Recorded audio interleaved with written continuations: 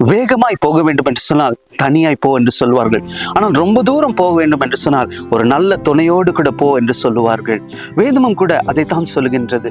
ஒண்டியாய் இருப்பதை காட்டிலும் துணையோடு கூட இருப்பது அது நலம் என்று சொல்லி, இன்றைக்கு அநேக நேரங்களில் நம்ம நல்லவர்களை இழந்து விடுகின்றோம், அல்லது நாம் நினைத்து விடுகின்றோம் நம்மளால தனியாய் சாதிச்சிடலாம், யாருடைய தயவு நமக்கு தேவையில்லை, என்னால் முடியும் என்று சொல்லி.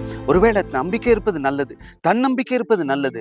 அதை காட்டிலும் தேவன் மேல் நம்பிக்கையோடு கூட கடவுள் நமக்கு கொடுத்திருக்கிற நல்ல உறவுகளோடு கூட நம்முடைய வாழ்க்கையை இணைந்து வாழும் பொழுது அவைகள் நம்மை மேன்மையான இடங்களுக்கு சொன்னதை போல ரொம்ப தூரம் போக வேண்டும் என்றால் துணையோடு போ என்று சொல்வதை போல ஆண்டவர் நம்மை பார்த்து சொல்லுகின்றார். உன் வாழ்க்கையில் நல்ல துணை இருக்கும் பொழுது அந்த துணையோடு கூட பெரிய காரியங்களை, மகிமையான காரியங்களை தேவனுக்காகவும் நம்மை சுற்றி இருக்கிறவர்களுக்காகவும் பிரயோஜனமாய் நன்மையாய் நம்முடைய வாழ்க்கையை அமைத்துக் கொடுக்கும்படி நாம் ஒரு வசை முயற்சி எடுப்போம். அதை கர்த்தர் ஆசீர்வதிப்பதை பார்க்க போகின்றோம்.